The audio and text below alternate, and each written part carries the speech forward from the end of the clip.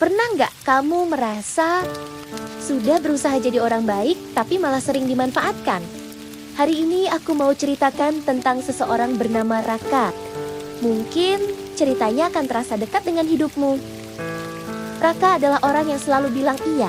Kalau teman kantor minta tolong, iya.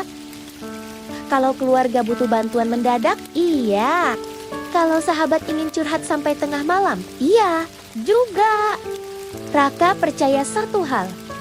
Kalau aku baik sama orang, orang pasti baik juga sama aku. Awalnya, semua terasa baik-baik saja. Dia dikenal sebagai orang yang bisa diandalkan. Orang yang sabar. Orang yang pengertian. Tapi, perlahan sesuatu berubah. Temannya mulai menganggap bantuannya sebagai kewajiban. Atasannya memberi lebih banyak pekerjaan karena tahu Raka tidak akan menolak. Bahkan sahabatnya hanya datang saat butuh. Suatu malam, Raka duduk sendirian di kamar. Lelah, kesal. Tapi lebih dari itu, dia merasa tidak dihargai. Dia bertanya pada dirinya sendiri, kenapa ya aku yang selalu berusaha jadi baik justru sering terluka? Dalam psikologi, ada yang disebut people pleasing. Orang dengan kecenderungan ini sering mengorbankan kebutuhannya sendiri demi diterima. Bukan karena mereka lemah, bukan karena mereka bodoh, tapi karena sejak lama mereka belajar bahwa diterima itu penting untuk merasa aman. Kadang pola ini terbentuk sejak kecil. Saat kita dipuji hanya ketika menurut, saat kita dimarahi ketika menolak, tanpa sadar kita tumbuh dengan keyakinan, aku akan dicintai kalau aku menyenangkan orang lain.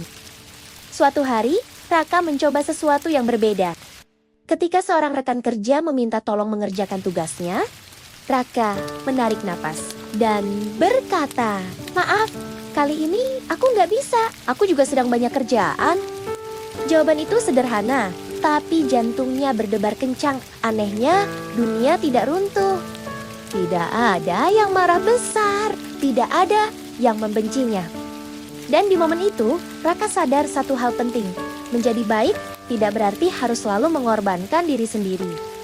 Menetapkan batasan bukan berarti kamu jahat. Mengatakan tidak bukan berarti kamu egois. Kadang, orang yang paling perlu kamu lindungi adalah dirimu sendiri.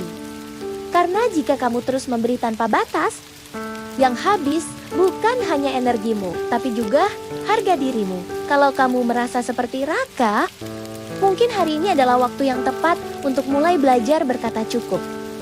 Kalau cerita ini terasa dekat denganmu, tulis di komentar.